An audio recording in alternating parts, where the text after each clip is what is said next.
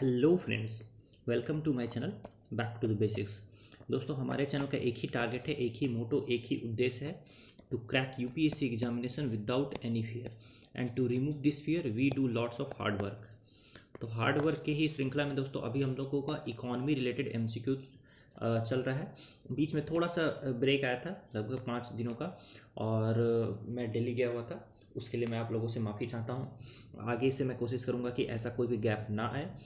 दोस्तों, अभी हम लोग बैंकिंग इन इंडिया से रिलेटेड एमसीक्यू सॉल्व करेंगे और ये थोड़ा सा बड़ा चैप्टर है, तो इसको हम लोग 2 से 3 वीडियोज में इसको कवर करेंगे। मेरा नाम है आनंद मोहन। चलिए स्टार्ट करते हैं आज का वीडियो स्टार्ट करने से पहले अगर आप चैनल पर नए हैं तो सबसे पहले चैनल को सब्सक्राइब करना चाहिए, क्योंकि इस चैनल पर आपको यूपीएससी प्रीलिम्स निकालने के लिए से रिलेटेड बहुत ही टारगेटेड चीज़ें यहाँ पर मिलेंगी, जो कि डायरेक्ट आपको हेल्प करती हैं। तो चैनल को सब्सक्राइब कर लीजिए, बेल आइकन दबा लीजिए और चलिए स्टार्ट करते हैं आज का वीडियो। तो दोस्तों, फर्स्ट क्वेश्चन है, the bond prices in the market decreases when the bank offer higher interest rates because. ठीक है, यानी जो बॉन्ड प्राइस होता है वो मार्केट में, वो बॉन्ड का प्राइस जो है वो डिक्रीज होता है जब बैंक्स जो है वो हायर इंटरेस्ट रेट्स देती हैं तब। अब ऐसा क्यों होता है? तो बॉन्ड प्राइस होता क्या है ये समझ लीजिए। देखिए, बॉन्ड्स है एक तरीके से इन्वेस्टमेंट।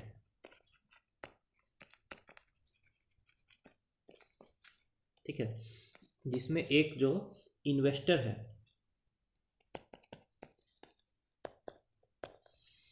इन्वेस्टर पैसे देता है आपका एक किसी कंपनी को भी दे सकता है या फिर गवर्नमेंट को भी दे सकता है। तो इन्वेस्टर से पैसा आता है किसी गवर्नमेंट को या किसी कंपनी को। और टर्म्स क्या है कि ये एक फिक्स टाइम के लिए दिया है पैसा। मान लीजिए 100 रुपये दिया है, तो फिक्स टाइम के लिए पैसा किसी कंपनी या गवर्नमेंट को दिया गया है। अब टर्म्स क्या क्या है कि ये कंपनी या गवर्नमेंट जो है 5 साल के बाद ये 100 रुपये वापस चुका देगी। तो 100 रुपये वापस चुका देगी 5 साल बाद। ठीक है, बीच में क्या करेगी कि इस 100 रुपये पे ये कंपनी या गवर्नमेंट इसको कुछ इंटरेस्ट देगी, 5 रुपये पर साल, 10 रुपये पर साल, ऐसा, यानी 10%, 5%, इस तरह से। तो इंटरेस्ट देती रहेगी, टाइमली इंटरेस्ट देती रहेगी, and after some time it will return the money. तो ये है आपका बॉन्ड। अब जैसे किसी इन्वेस्टर ने, गवर्नमेंट ने को इन्वेस्टर से पैसा लेना था, तो गवर्नमेंट ने या कंपनी ने क्या किया, बॉन्ड जारी किया, इन्वेस्टर ने वो बॉन्ड खरीद लिया। अब ये इन्वेस्टर उस बॉन्ड को भी मार्केट में बेच सकता है।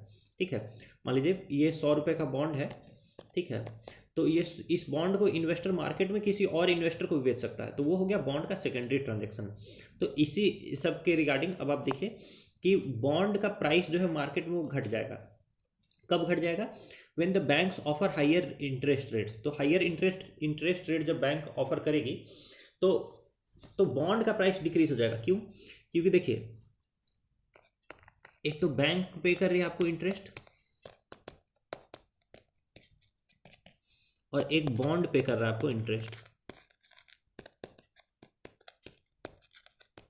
तो अगर बैंक अधिक इंटरेस्ट पे करेगी तो लोग क्या करेंगे, ज़्यादा से ज़्यादा पैसा बैंक में इन्वेस्ट करना चाहेंगे, सेविंग डिपॉजिट्स में अपना जमा करना चाहेंगे, इंस्टेड ऑफ कि वो किसी कंपनी या गवर्नमेंट का बॉन्ड खरीदने जाए। तो उस केस में क्या होगा, इस बॉन्ड का डिमांड कम हो जाएगा। डिमांड कम होगा किसी भी चीज़ का, तो उसकी प्राइस भी क्या हो जाएगी, घट जाएगी। तो यही है। तो अब इसको देख लिया, bond prices in the market decreases when the banks offer higher interest rate because जो लोग हैं उनको एक दूसरा अपॉर्चुनिटी मिला है अपना पैसा इन्वेस्ट करके अधिक रिटर्न्स कमाने का। तो इसमें ऑप्शन नंबर सी मुझे सही लग रहा है कि it would give comparatively lesser returns than what can be earned through bank rates. तो बैंक रेट के थ्रू ही जब ज़्यादा आपको रिटर्न्स मिल रहा है तो आप कम रिटर्न के लिए पैसे क्यों इन्वेस्ट करने जाएंगे? तो क्वेश्चन 1 का राइट आंसर हो जाएगा ऑप्शन नंबर सी। इसको देख लीजिए। क्वेश्चन नंबर 2 देखते हैं दोस्तों। Consider the following financial instruments. कुछ फाइनेंशियल इंस्ट्रूमेंट्स के नेम्स हैं, जैसे cash management bill, sovereign gold bonds, collateralised borrowing and lending obligations, certificate of deposit और कॉमर्शियल पेपर्स। ठीक है, तो इसके रिगार्डिंग पूछ रहा है कि इनमें से किसको किसको मनी मार्केट में ट्रेड किया जा सकता है। देखिए, 2 टाइप का मार्केट है, मनी मार्केट और कैपिटल मार्केट।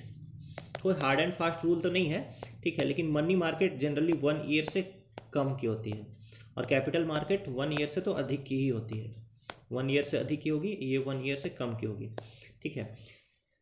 तो जो पैसा आप ट्रांजैक्ट कर रहे हैं 1 ईयर से कम के लिए, आपने किसी को लोन दिया, ठीक है, और उसने 1 साल के से अंदर अंदर आपको चुका दिया, तो ये सारा हो जाएगा मनी मार्केट। लॉन्ग टर्म के लिए आपने किसी को पैसा दिया तो उसको बोलेंगे कैपिटल मार्केट। सो ये है आपका। तो कैश मैनेजमेंट बिल, क्या ये मनी मार्केट का पार्ट है? तो बिल्कुल। Cash management bill, cash management bill, treasury bills, ये गवर्नमेंट जो है जारी करती है और लोग उसको खरीदते हैं, ठीक है। लोग उसको खरीदते हैं तो पैसे किसके पास चले गए? गवर्नमेंट को, यानी कि गवर्नमेंट ने उधारी ली है, ठीक है। और ये उधारी जनरली कैश मैनेजमेंट बिल्स होती है 91 डेज से कम की, 91 डेज से कम की। ट्रेजरी बिल्स जो होती है 91 डेज से अधिक की होती है, लेकिन 1 ईयर से कम की होती है, 1 ईयर से कम की होती है। तो ये दोनों ही मनी मार्केट है, ठीक है, मनी मार्केट का पार्ट है। दूसरा देखिए सोवरेन गोल्ड बॉन्ड्स। देखो देखिए दोस्तों, सोवरेन गोल्ड बॉन्ड्स जनरली बड़े टाइम के लिए, बड़े टाइम पीरियड के लिए इशू किए जाते हैं, ठीक है, 5 साल, 6 साल, 7 साल, इस तरीके से। तो सोवरेन गोल्ड बॉन्ड्स जो है वो मनी मार्केट का पार्ट नहीं होगा। तीसरा देखिए कोलेटरलाइज्ड बोरोइंग एंड लेंडिंग ऑब्लिगेशन, जो इसको बोलते हैं CBLO। देखिए पहला पार्ट है, दूसरा पार्ट नहीं है। जो CBLO है इसमें क्या है कि इसको जो इशू करता है CBLO को, इशूअर ने इशू किया और इसको किसी परचेजर ने परचेज कर लिया, ठीक है, विथ एन एग्रीमेंट कि इशूअर इसको वापस ले लेगा आफ्टर सर्टेन डेज, ठीक है। और परचेजर को कुछ जैसे परचेजर ने अभी इसको खरीदा है तो इशूअर को क्या मिला है? पैसा मिला है, पैसा मिला है, पर इशूअर को पैसा मिला है। तो एग्रीमेंट इशूअर और परचेजर के बीच में ये हो गया है कि आफ्टर सर्टेन डेज और सर्टेन मंथ्स ये जो CBLO है ये परचेजर इशूअर को रिटर्न कर देगा और इशूअर परचेजर को सर्टेन अमाउंट ऑफ मनी दे देगा, ठीक है। तो ये हो गया। तो ये और ये ट्रांजेक्शन भी होता है विद इन 1 ईयर, ये 1 ईयर से कम का ही इसका टेन्योर होता है। तो ये भी हो गया कि आपका मनी मार्केट का पार्ट। सर्टिफिकेट ऑफ डिपॉजिट्स, ये भी मनी मार्केट का पार्ट है। कॉमर्शियल पेपर्स भी आपका मनी मार्केट का ही पार्ट है दोस्तों।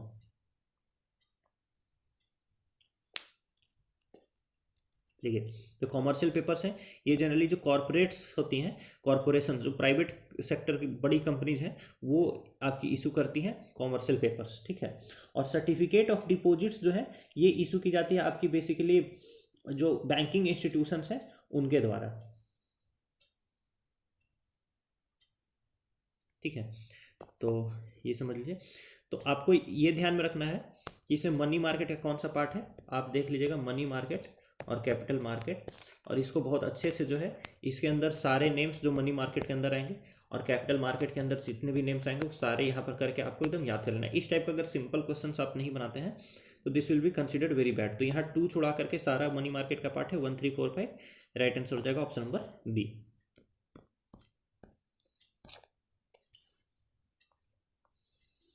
क्वेश्चन नंबर 3 देख लेते हैं। Consider the following in context of mediums of exchange used in India और which of the following can be considered as fiat money. तो फिएट मनी जो होती है दोस्तों उसको कहते हैं गवर्नमेंट की बैकिंग होती है, गवर्नमेंट की बैकिंग होती है फिएट मनी को, एज सिंपल एज दैट। तो जैसे आपका जो कॉइन है, नोट है, तो इन सबको क्या है? गवर्नमेंट की बैकिंग मिली हुई है। तो कॉइन्स एंड नोट्स तो क्या हो गया? आपके फिएट मनी हो गए। बिटकॉइंस दोस्तों ये एक टाइप का क्रिप्टो करेंसी है और इसका सबसे बड़ा एक जो लैक्यूना है, जो इसकी कमजोरी है वो यही है कि इसको कोई गवर्नमेंट की बैकिंग ही नहीं है, ठीक है। ये एक तरीके से इंडिपेंडेंट करेंसी है। तो बिटकॉइन जो है वो फिएट मनी नहीं होगी।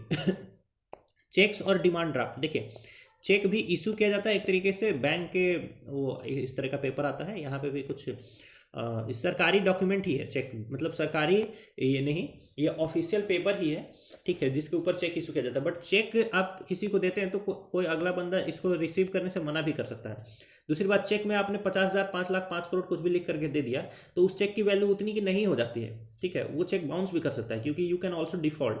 लेकिन मनी के केस में क्या है, अगर 1,000 रुपये लिखा हुआ है उस पर तो उस मनी की वैल्यू है 1,000 रुपये, मतलब there is no denying that fact. तो चेक जो है फिएट मनी नहीं होगा, डिमांड ड्राफ्ट भी फिएट मनी नहीं होगा। Only 4 and 5 coins and notes will be regarded as fiat money. So right answer is option number D, 4 and 5 only. देखिए आप बुक पढ़िएगा, फिएट मनी, प्लास्टिक मनी, ये जितने टाइप के मनी है, कॉमोडिटी मनी, ये सब आपको जो है अच्छे से करना चाहिए।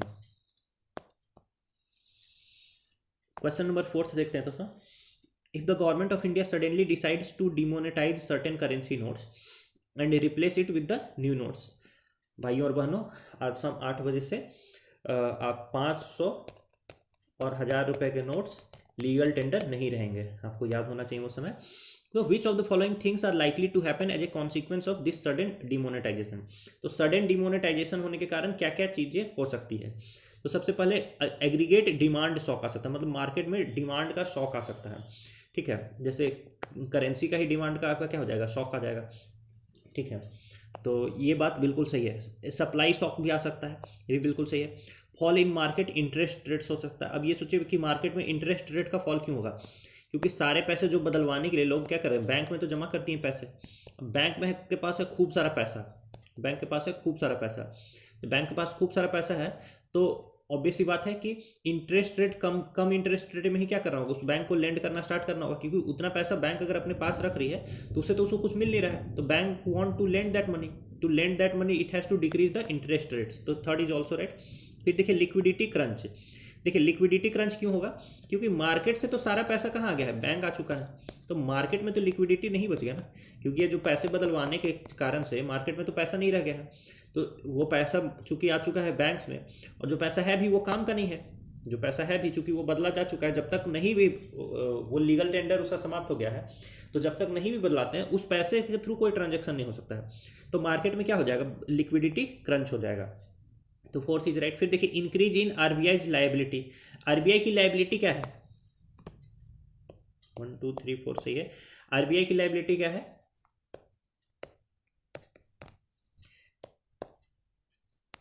जो भी पैसे आरबीआई को आप किसी को भी देने हैं थ्रू बैंक्स या थ्रू एनीथिंग, लेकिन जब पैसे इस तरह से डिमोनेटाइज किए जाते हैं तो 1% पैसा या 2% पैसा या 3% पैसा जो है, यानी टोटल वैल्यू 1000 करोड़ रुपए की है, तो उसमें से मान लीजिए 10 करोड़ रुपए जो है किसी ने लौटाया ही नहीं, किसी भी कारण से वो पैसे लौटाने से उसको नहीं लौटाया होगा। मान लीजिए कि किसी के पास पैसे रखे थे वो भूल गया, तो वो लौटाना भूल गया। किसी के पास 2 नंबर के पैसे रखे थे तो उसको डर लग रहा है कि मैं इसको बैंकिंग चैनल्स में कैसे लेकर के जाऊँ, ठीक है। किसी के पैसे थे उसकी डेथ ही हो गई और उसके घर में किसी को नहीं पता, तो इस कारण से जो जो पैसे भी आरबीआई के पास वापस नहीं लौटे, ठीक है, तो इस पैसे के प्रति आरबीआई की लायबिलिटी क्या हो जाती है, खत्म हो जाती है।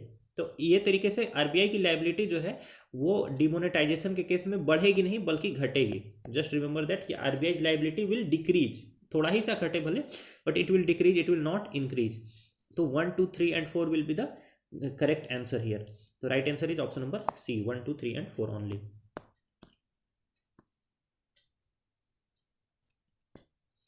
क्वेश्चन नंबर 5 देखेंगे। देखिए as per the monetary policy framework agreement signed between the government of India and RBI in 2015, what is the primary objective of the monetary policy. देखिए मॉनेटरी पॉलिसी फ्रेमवर्क एग्रीमेंट ये sign किया गया था government of India और RBI के बीच में। कब sign किया गया था, 2015 में। इसमें क्या डिसाइड किया गया कि हर 5 साल में गवर्नमेंट डिसाइड करेगी inflation band, inflation band decide करेगी, एक ऐसा इन्फ्लेशन बैंड जो कि सुटेबल होगा, जो कि सुटेबल होगा ग्रोथ के साथ साथ प्राइस स्टेबिलिटी के लिए, प्राइस स्टेबिलिटी के लिए। तो ये गवर्नमेंट डिसाइड करेगी हर 5 साल में, ठीक है। और इसको इम्प्लीमेंट करने का काम कौन करेगा, ठीक है। अब जो ये इन्फ्लेशन बैंड है, ठीक है, कि जैसे अभी के लिए इन्फ्लेशन बैंड है इस इंडिया का 2 से 6%, या फिर इसको बोलते हैं 4% ±2%। तो ये है हमारा इन्फ्लेशन बैंड। ये हर 5 साल में इसको रिवाइज किया जा सकता है by the government of India. और इस 4% ±2% इन्फ्लेशन को मेंटेन करने के लिए कौन है, मॉनेटरी पॉलिसी कमेटी है। मॉनेटरी पॉलिसी कमेटी है जिसमें कि 3 लोग आरबीआई से रहेंगे और 3 लोग गवर्नमेंट के द्वारा अपॉइंट किए जाएंगे, ठीक है। तो ये क्या करेगी, इस 4% ±2% के टारगेटेड इन्फ्लेशन को मेंटेन करने का प्रयास करेगी। ऑलराइट, और इसका पर्पस क्या है, इसका पर्पस है ग्रोथ के साथ साथ प्राइस स्टेबिलिटी को बरकरार रखना, और इसके अलावा और कोई पर्पस नहीं है। इस बात को आप ध्यान रखिएगा, ठीक है। ये सारे ऑफिशियल स्टेटमेंट्स है कि ग्रोथ और प्राइस स्टेबिलिटी को साथ साथ लेकर के चलना, this is the official goal of monetary policy framework agreement. तो आप इसको देख लीजिए, इसका राइट आंसर क्या होगा, regulating the creation and supply of money in the economy. देखिए ये सब सही हो सकता है, आप सोचे तो हाँ सही बात है, ये सब तो करता ही वो, maintaining the repo rates, cash reserve ratio, SLR, ये सब हो सकता है। Maintaining adequate foreign exchange reserves, ये तो नहीं हो सकता है, फॉरेन एक्सचेंज रिजर्व्स इसका कोई लेना देना नहीं है। अब maintaining price stability while keeping the objective of growth in the mind, yes D is the right answer. Even A and B हो सकता है इनडायरेक्टली, आप सोचो तो मॉनेटरी पॉलिसी फ्रेमवर्क एग्रीमेंट से ये सारी चीजें भी डिराइव होती है, but this is not the part of official statement. So here you have to mark the right answer D, because this is officially the goal of monetary policy framework agreement, maintaining price stability while keeping the objective of growth in the mind। तो इस type के जो phrases है ये आपके दिमाग में बैठे हुए होने चाहिए। तो फिफ्थ का right answer is option number D.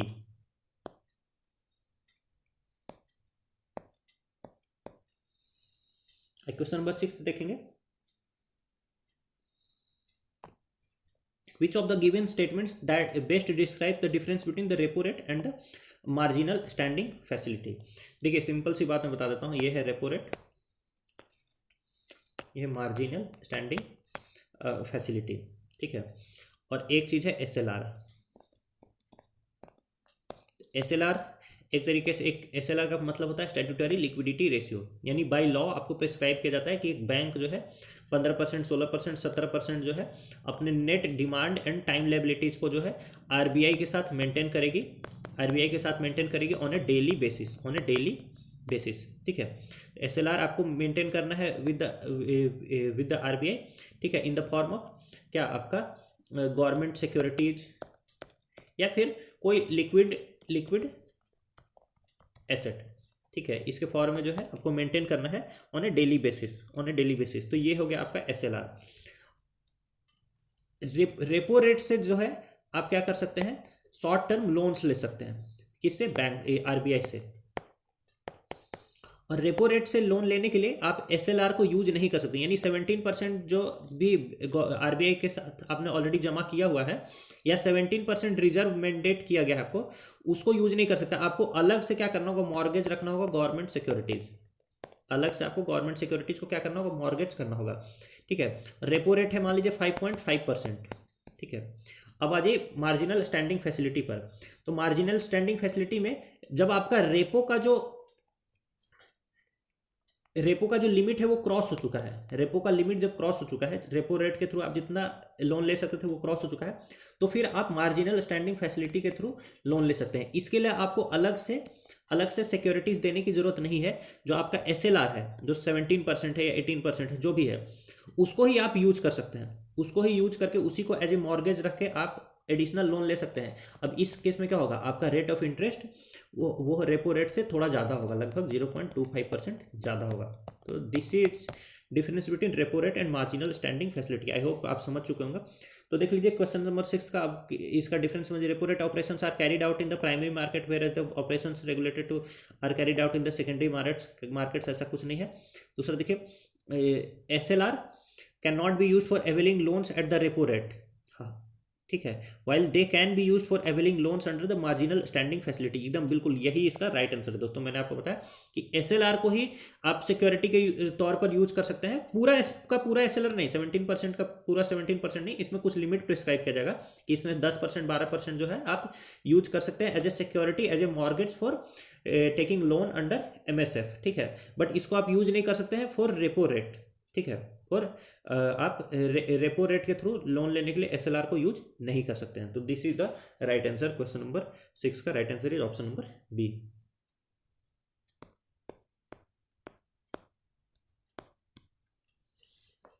Question number 7 देखेंगे दोस्तों हम लोग। With reference to various reserve ratios of RBI consider the following statements. तो वेरियस रिजर्व रेशियो क्या क्या होता है, सीआरआर होता है, एसएलआर होता है, ये सब होता है, ठीक है। तो आइए देखिए, cash reserve ratio is to be maintained on a daily basis whereas the SLR is to be maintained on a fortnightly basis. ये बिल्कुल गलत है, एक्चुअली अपोजिट है। जो सीआरआर होता है ये फोर्टनाइटली बेसिस, जिसको 15 डेज बेसिस बोलते हैं, और एसएलआर हो गया आपका डेली बेसिस, डेली बेसिस पर आपको मेंटेन करना है। तो पहला गलत है, एक्चुअली अपोजिट है। दूसरा देखिए, the CRR is to be maintained as per the banking regulation act 1949, और SLR जो है is to be maintained as per the reserve bank of India act 1934। तो ये भी गलत है। जो CRR के लिए आपको जो एक्ट है वो है आपका RBI एक्ट 1934, ठीक है। और SLR जो है वो ऑपरेट होता है आपका बैंकिंग रेगुलेशन एक्ट 1949 के तहत, ठीक है। तो दूसरा स्टेटमेंट भी आपका क्या है, गलत है। कैश रिजर्व रेशियो का जो मैंडेट है वो आता है RBI एक्ट 1934 के थ्रू, और SLR का जो मैंडेट आता है वो आता है बैंकिंग रेगुलेशन एक्ट 1949 के थ्रू। तो second statement is also wrong. Third देखिए, the RBI can decide CRR without any floor और ceiling rate as per the situational demands of the economy. अब सोचिए कि CRR को घटा करके RBI 0% भी कर सकता है, और CRR को बढ़ा करके RBI 100% भी कर सकता है। 100% CRR का मतलब क्या है कि जितना net demand and time liability, जितना भी बैंक के पास पैसा है वो सारा पैसा बैंक जो है RBI के साथ जमा कर दे, और RBI इस पे 1% इंटरेस्ट देने के लिए भी बाध्य नहीं है, क्योंकि CRR पर आपको पता है कि इंटरेस्ट नहीं दिया जाता है। यानी आफ्टर ऑल कंप्लीट कमांड किसके पास जा सकता है, रिजर्व बैंक ऑफ इंडिया के पास जा सकता है। ऐसा कुछ होगा नहीं, ठीक है, बट ये एक्सट्रीम सर्कमस्टांसेस के लिए एक्सट्रीम पावर दिए गए हैं, तो आपको ये बात पता होना चाहिए। एनीवे, तो question number third is correct. देखिए, SLR पर जो सीलिंग रेट है वो 40%, यानी मैक्सिमम जो स्टैट्यूटरी लिक्विडिटी रेशियो हो सकता है वो 40% हो सकता है, और मिनिमम इसका क्या है, मिनिमम इसका मिनिमम कुछ इसका डिसाइड नहीं किया गया है, ठीक है। तो 0% मान लीजिए, तो 0% से 40% जो है इसका हो गया SLR का लिमिट, ठीक है। तो क्वेश्चन नंबर 7 का राइट आंसर क्या हो जाएगा, क्वेश्चन नंबर 7 का राइट आंसर हो जाएगा ऑप्शन नंबर 3। अच्छा, 3 नहीं, इनकरेक्ट पूछ रहा है, तो option number B, 1 and 2 only are incorrect. तो 7 का right answer is option number B। Hopefully आप समझ रहे होंगे, मैं बहुत धीरे धीरे प्यार प्यार से समझा रहा हूँ आप लोगों को। आइए क्वेश्चन नंबर 8 से देखते हैं। The term dovish and hawkish are often seen in the news in the context of. बिल्कुल, आप अगर न्यूज़पेपर पढ़ते हैं तो बताने की जरूरत ही नहीं है। 1 साल से, 1.5 साल से, 6 महीने से, 3 महीने से भी अगर आपने न्यूज़पेपर पढ़ा है तो डोविस और हॉकिस होता है, इसको स्टैंस बोलते हैं, मॉनेटरी स्टैंस। तो डोविस स्टैंस का मतलब क्या है कि RBI रेट ऑफ इंटरेस्ट को क्या करे, रेट ऑफ इंटरेस्ट को घटा रही है ताकि ज़्यादा से ज़्यादा लोग लोन ले सकें, लोन ज़्यादा से ज़्यादा लोग ले सकें, ठीक है, और ग्रोथ हो, इकोनॉमी में क्या हो, ग्रोथ हो।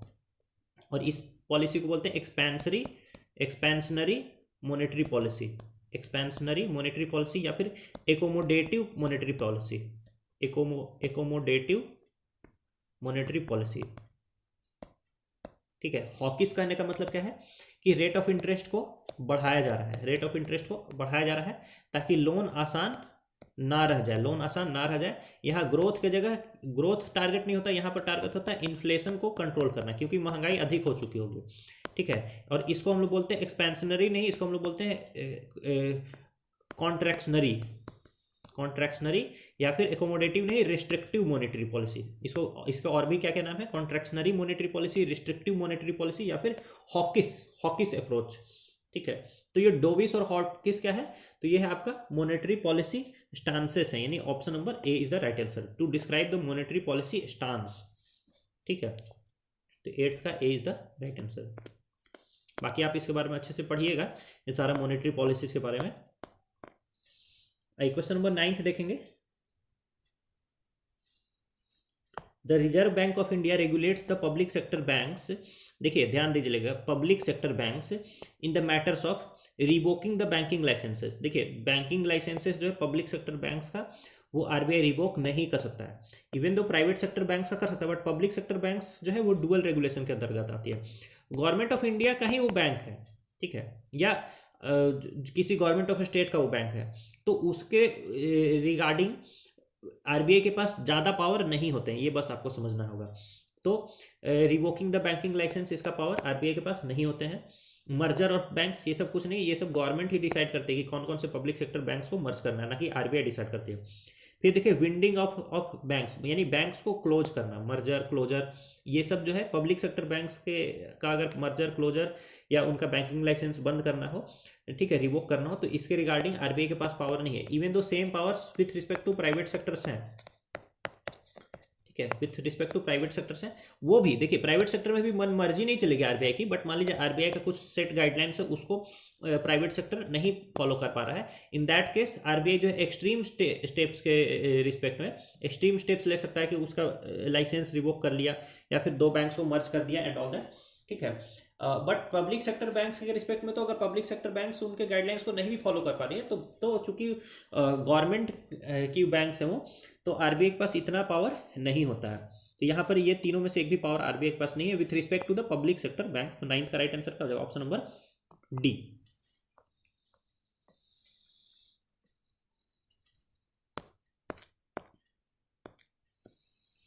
आइए देखते हैं, with reference to the banking system in India a bank run can be said to have occurred in which of the following circumstances. What is bank run, इसको समझ लीजिए।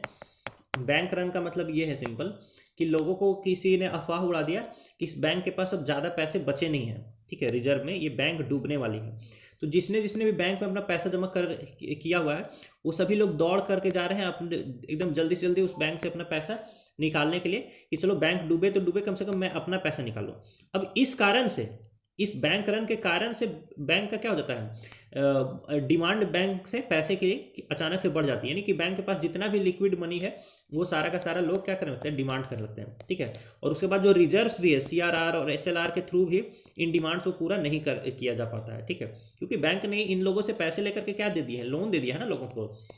और लोन तो ऐसा नहीं है, लोन तो सब अपने अपने टाइम पर चुकाएंगे, तो पैसा बैंक के पास बचा नहीं, लेकिन लोग अपने अपने सारे पैसे मांगने के लिए आ गए, तो उस केस में क्या हो जाएगा, बैंक हो जाएगा आपका कोलैप्स, और इसी कंडीशन को बोलते हैं बैंक रन।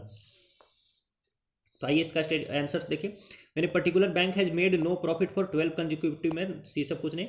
मेरे बैंक हैज गॉन बैंकरप्ट और has become an as insolvent and can not lend new loans anymore. तो देखिए इस केस में बैंक इंसॉल्वेंट हो जाता है, बट ये इसमें कुछ बोला नहीं गया है, बैंक रन स्पेसिफिक चीज नहीं बताई गई। तो when the non performing assets of a bank constitute more than 50% of, ये सब गलत है, ठीक है। डी देखिए, when the depositors withdraw their money simultaneously fearing the bank's inability to return the money, बिल्कुल एकदम यही इसका राइट आंसर है।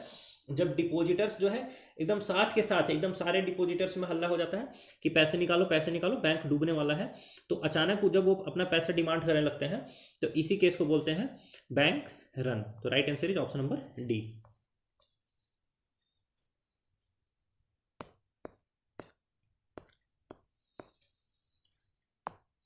क्वेश्चन नंबर 11 से देखते हैं, in context of the payment ecosystems in India consider the following statements. जो payment ecosystem होता है, यानी कि पेमेंट देने वाले, पेमेंट सेटल करने वाले, तो ये सभी लोगों का जो इकोसिस्टम हो गया, इसमें बैंक आ जाएगी, एनबीएफसी आ जाएंगे, नॉन बैंकिंग फाइनेंशियल कंपनीज, फिर आपका क्या आ जाएगा, फोन पे टाइप का ये सब एप्स आ जाएगा, टेक एप्स, फिनटेक एप्स, ठीक है। तो ये हो गया आपका पेमेंट सिस्टम। तो देखिए, only payment systems authorised by the RBI can be operated in the country, ठीक है। तो ये बिल्कुल करेक्ट है कि आरबीआई अप्रूव्ड जो सिस्टम्स है वही जो है वो आपका पेमेंट सिस्टम्स के रूप में काम कर सकते हैं इन द कंट्री। तो ये बात बिल्कुल सही है। अभी हाल फिलहाल आप देख रहे होंगे कि पेटीएम्स पेमेंट बैंकिंग लिमिटेड, इसका जो बैंकिंग लाइसेंस है ये आरबीआई ने रिवोक कर लिया है, ठीक है। तो अब ये जो है पेमेंट सिस्टम का पार्ट नहीं रह जाएगी, हालांकि इसको कुछ और चीज़ दिया गया है कि ये थर्ड पार्टी ऐप की तरह काम कर सकती है। तो ये सारा चीज़, हाँ, अगर वो भी आरबीआई उसको ऑथराइज करने से मना कर दे तो वो थर्ड पार्टी ऐप के तौर पर भी काम नहीं कर पाएगी। तो आरबीआई अप्रूव्ड जो इंस्टीट्यूशंस हैं वही इंडिया में पेमेंट सिस्टम्स के रूप में काम कर सकते हैं। तो दिस इज राइट। दूसरा देखिए, national payments corporation of India is a wholly owned subsidiary of RBI. देखिए पहला सही है, जो national payments corporation of India है इसको फॉर्म किया गया है, पहले समझ लीजिए, payment systems and settlements act 2008 या 9 के तहत, देख लीजिएगा। तो payment systems and settlement act के तहत इसको फॉर्म किया गया है, 2008-9 में ये एक्ट आया था, ठीक है। और इसको फॉर्म किया गया था by RBI and Indian banking association. और अभी इसको ऑन किया जाता है, इस एनपीसीआई को ऑन किया जाता है by consortium of Indian banks. जो बैंक्स का समूह है वो मिल करके इस एनपीसीआई को ऑन करता है, ना कि आरबीआई, ना कि ये आरबीआई की सब्सिडियरी है। तो दूसरा स्टेटमेंट क्या आपका इनकरेक्ट है।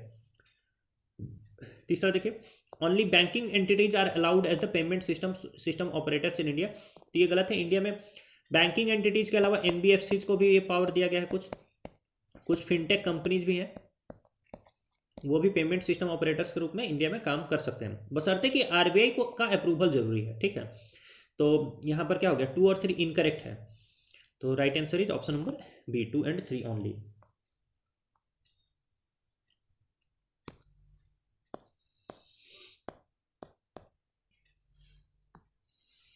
आइए क्वेश्चन नंबर 12 देखते हैं। In the context of banking in India which of the following agricultural and allied activities can be granted loans under the scheme of priority sector landing.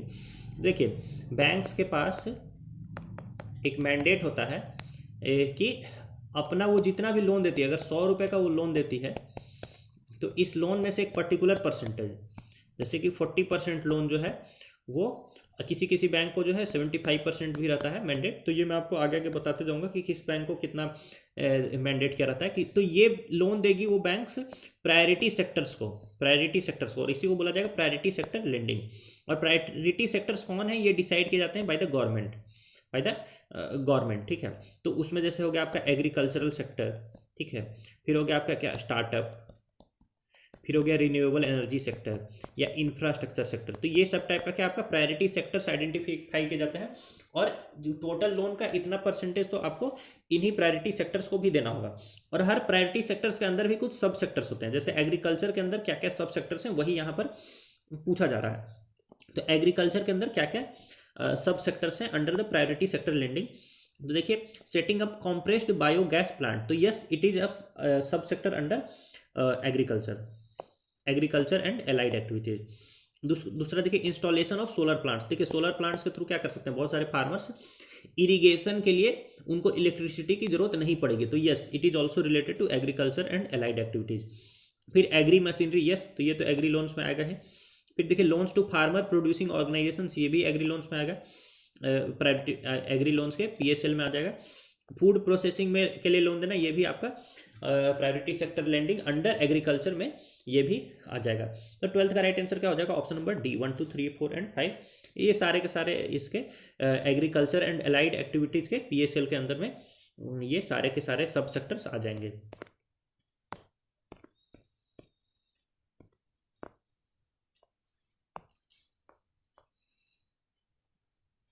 आप मुझे ये बताइए कि प्रायोरिटी सेक्टर लेंडिंग्स में फिलहाल कौन कौन से सेक्टर्स जो है, कौन कौन से सेक्टर्स को लोन देना है बैंक्स को।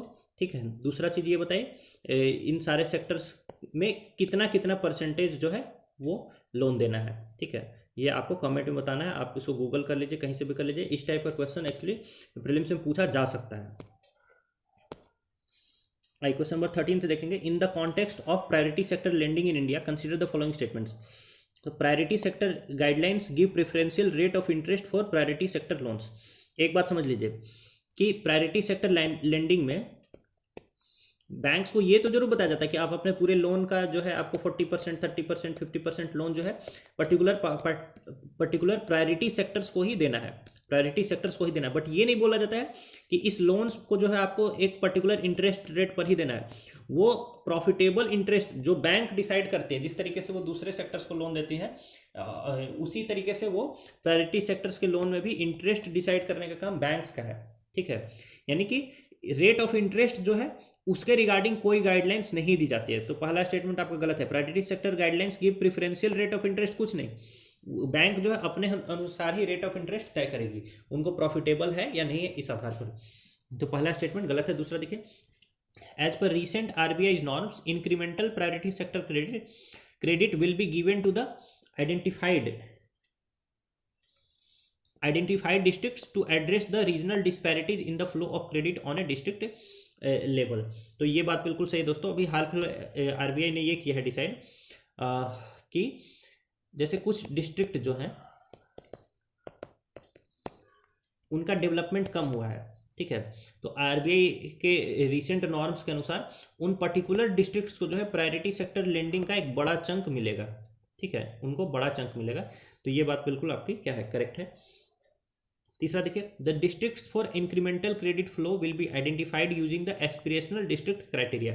तो जो एस्पिरेशनल डिस्ट्रिक्ट प्रोग्राम है गवर्नमेंट ऑफ इंडिया का, उसके क्राइटेरिया के तहत जो है ये डिस्ट्रिक्ट्स चूज किए जाएंगे। ठीक है, कि किसको ज़्यादा लोन देना है प्रायोरिटी सेक्टर लेंडिंग के तहत। तो ये बात बिल्कुल ही गलत है, ये डिसाइड किया जाएगा सीधे आरबीआई के द्वारा। आरबीआई कुछ कैटेगरीज ऑफ डिस्ट्रिक्ट्स बनाएगी।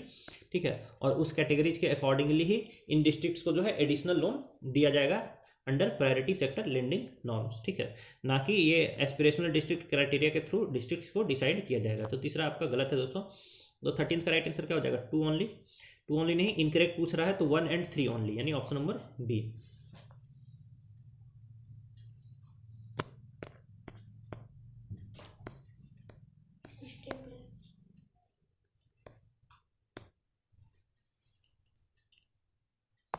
आइए क्वेश्चन नंबर 14 देखते हैं। The reserve bank has specified certain regulatory trigger points as a part of prompt corrective action framework. Which of the following are included as parameters for introducing a prompt corrective action framework in a particular bank? तो देखिए PCA framework जो है,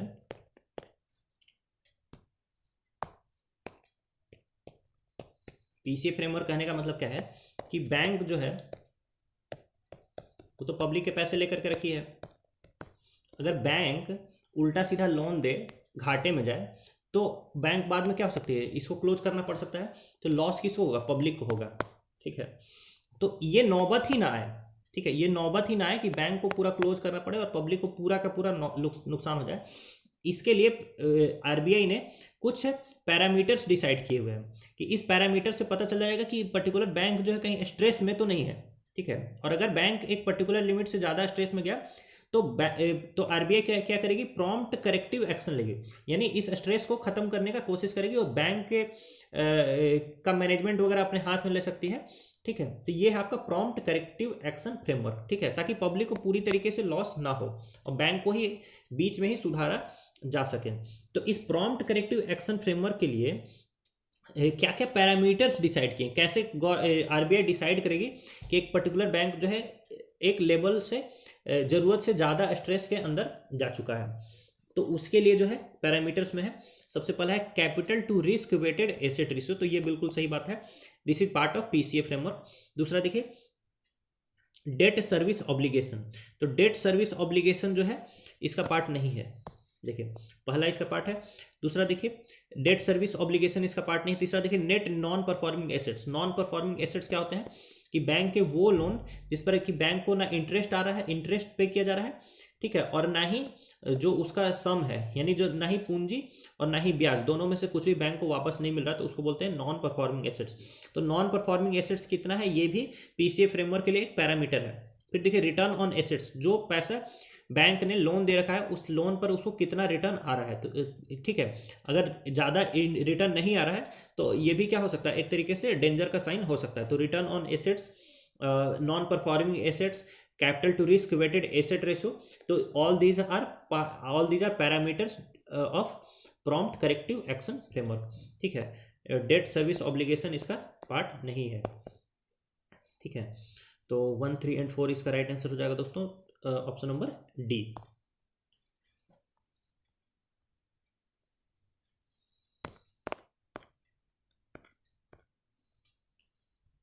आइए question number 15 देखते हैं। In the context of foreign investment consider the following financial instruments. यहाँ पे कुछ फाइनेंशियल इंस्ट्रूमेंट्स है या दिया हुआ है। अब पूछ रहा है which of the following financial instruments can be use for raising money from abroad.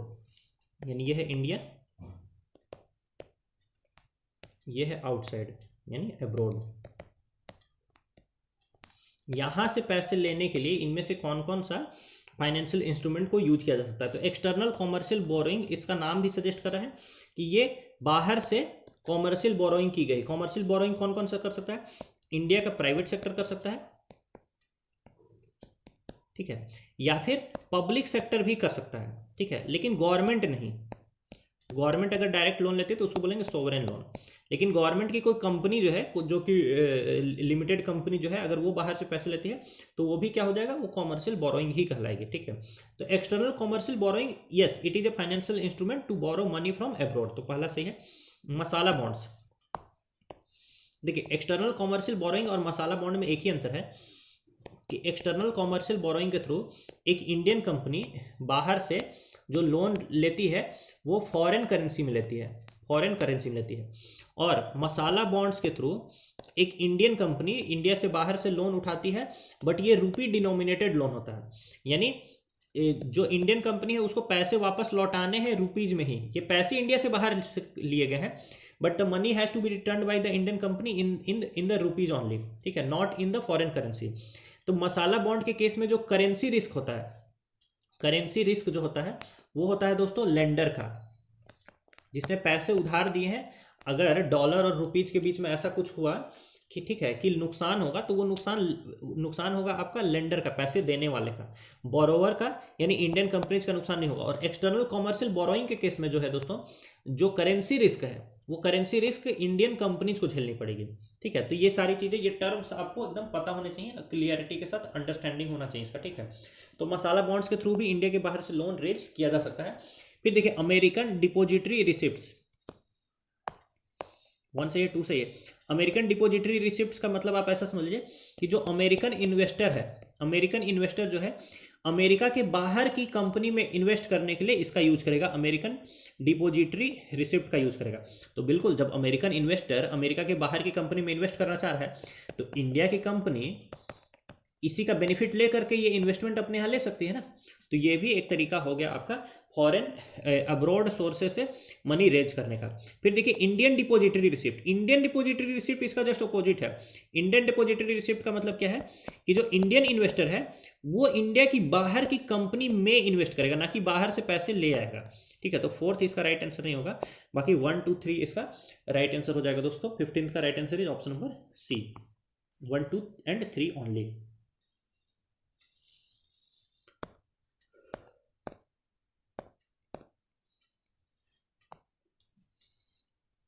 Question number 16 देखते हैं। In context of the currency swap agreements consider the following statement, और यहाँ इनकरेक्ट स्टेटमेंट को आइडेंटिफाई करना है। ठीक है, तो करेंसी स्वैप एग्रीमेंट क्या होता है कि एक कंट्री है इंडिया और एक कंट्री है श्रीलंका। अब श्रीलंका की जो करेंसी है, ठीक है, करेंसी तो मुझे पता नहीं क्या है इसकी, ठीक है आप बताइएगा। श्रीलंका की करेंसी मान लीजिए SLC है और इंडिया की कंपनी है रूपी। तो रूपी और श्रीलंकन करेंसी के बीच में क्या हो सकता है, श्रीलंकन करेंसी बहुत ज़्यादा डिप्रिसिएट कर सकते हैं, या फिर इंडियन कंपनी करेंसी बहुत ज़्यादा डिप्रिसिएट कर सकती है, श्रीलंकन कंपनी बहुत ज़्यादा अप्रिसिएट कर सकती है, या फिर इंडियन करेंसी बहुत ज़्यादा अप्रिसिएट कर सकती है। तो ये दोनों कंट्री क्या फेस कर रही है, करेंसी रिस्क फेस कर रही है। ठीक है, अब इंडिया और श्रीलंका की गवर्नमेंट्स ये डिसाइड कर ले कि हम लोग इस पर्टिकुलर रेट ऑफ एक्सचेंज को फिक्स कर लेते हैं कि कभी भी 1 रुपये में 5 श्रीलंकन करेंसी मुझे मिलेगी, 1 रुपये के बदले 5 श्रीलंकन करेंसी मुझे मिलेगी। इस तरीके से हम लोग एक्सचेंज कर सकते हैं कभी भी आने वाले 1 साल 2 साल 3 साल में, ऐसा कुछ डिसाइड कर ले। तो उस केस में अगर श्रीलंकन करेंसी बहुत ज़्यादा डिवैल्यू भी हो जाती है तो भी श्रीलंका की गवर्नमेंट को टेंशन नहीं है, क्योंकि कुछ पैसा तो जो है वो उसी पुराने वाले एक्सचेंज रेट के थ्रू इंडियन करेंसी के साथ एक्सचेंज कर ही सकती है। ठीक है, तो यही है आपका दोस्तों currency swap agreements carry zero exchange rate और other market risk. Exchange rate risk है ही नहीं, क्योंकि एक्सचेंज रेट कुछ भी हो जाए, मार्केट रिस्क कुछ, मार्केट रेट कुछ भी हो जाए एक्सचेंज का। ठीक है, लेकिन इन दोनों गवर्नमेंट्स ने पहले ही डिसाइड किया हुआ है कि प्री डिटरमाइंड रेट से ही हम लोग जो है ट्रांजेक्शन करेंगे। तो पहला बिल्कुल सही है। दूसरा देखिए, currency swap agreements can also be used as an out of market transaction to stop the depreciation of rupee. बिल्कुल, मान लीजिए रूपी जो है बहुत ज़्यादा डिप्रिसिएट कर रहा है, बट हमने किसी कंट्री के साथ करेंसी स्वैप एग्रीमेंट किया हुआ है, तो हम प्री डिटरमाइंड पहले वाले रेट से ही क्या कर सकते हैं, उनके साथ एक्सचेंजेज कर सकते हैं। ठीक है, तो ये फर्दर रूपी का डिप्रिसिएशन को क्या करेगा, रोकेगा। ठीक है, तो दूसरा भी बिल्कुल सही है। और ये आउट ऑफ मार्केट ट्रांजैक्शन है, ये मार्केट में ट्रांजैक्शन नहीं हो रहा है, ये गवर्नमेंट टू गवर्नमेंट हो रहा है। तो दोनों ही यहाँ पर करेक्ट है दोस्तों। तो राइट आंसर क्या हो जाएगा, यहाँ इनकरेक्ट पूछ रहा है तो एक भी इनकरेक्ट नहीं है, right answer is option number D.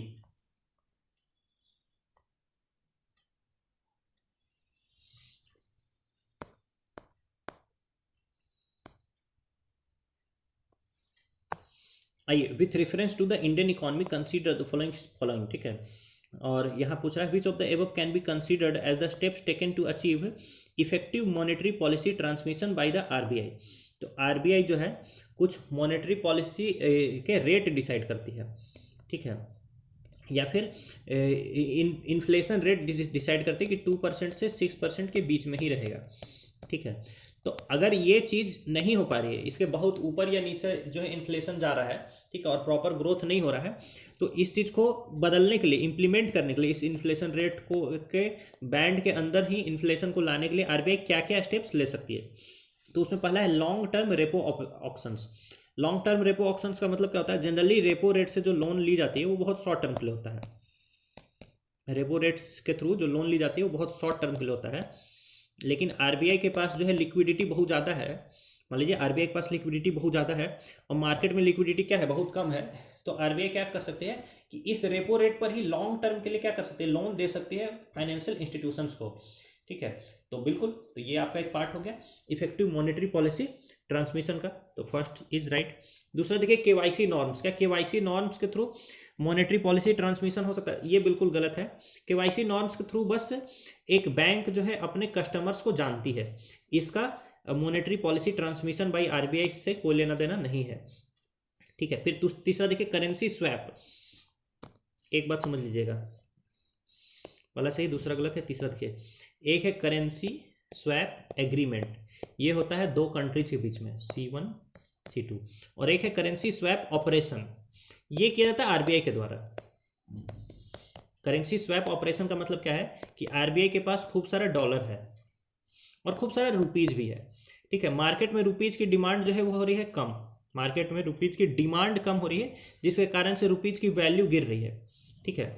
तो आरबीआई क्या करेगा, मार्केट में डॉलर को खूब सारा बेच देगा, मार्केट में खूब सारा डॉलर को बेच देगा और वहां मार्केट से क्या उठा लेगा, रुपी उठा लेगा, यानी मार्केट से रुपी को शॉर्ट करना, कम करना शुरू कर देगा। मार्केट में रुपी जब कम होना शुरू हो जाएगी तो रुपीज की डिमांड क्या हो जाएगी, बढ़ जाएगी, रुपीज की डिमांड क्या हो जाएगी, बढ़ जाएगी। तो इसको बोलते हैं करेंसी स्वैप ऑपरेशंस।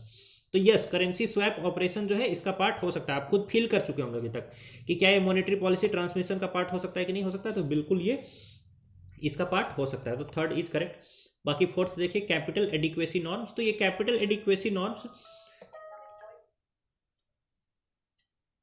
देखिए कैपिटल एडिक्वेसी नॉर्म्स प्रोवाइड किए जाते हैं दोस्तों इसके लिए, आपके बैंक्स को सेफ बनाने के लिए, बैंक्स को या फाइनेंशियल इंस्टीट्यूशंस को सेफ बनाने के लिए, कि आपको पर्टिकुलर जो अमाउंट है अपने लाइबिलिटीज का वो आपको अलग से मेंटेन करके रखना है, यानी कि अपने लाइबिलिटी का 10% 8%, ठीक है, ये आपको अलग से मेंटेन करके रखना है, बचा करके रखना है एज ए रिजर्व। तो ये बैंक को सेफ बनाने के लिए किया जाते हैं, इसका मॉनेटरी पॉलिसी ट्रांसमिशन से कोई लेना देना नहीं है, ठीक है। तो 1 और 3 इसका राइट आंसर हो जाएगा बेसिकली। 17th का right answer is option number C, 1 और 3 ओनली। ये देख लीजिए दोस्तों।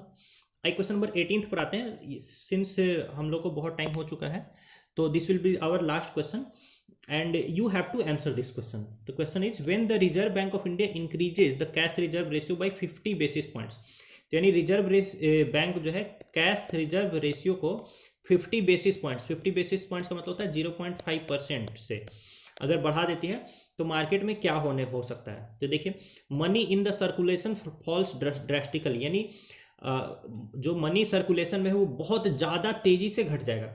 तो आपको बताना है ये सही है या गलत है। दूसरा बताइए the NPA of the banks will reduce, जो बैंक का एनपीए नॉन परफॉर्मिंग एसेट है वो घट जाएगा।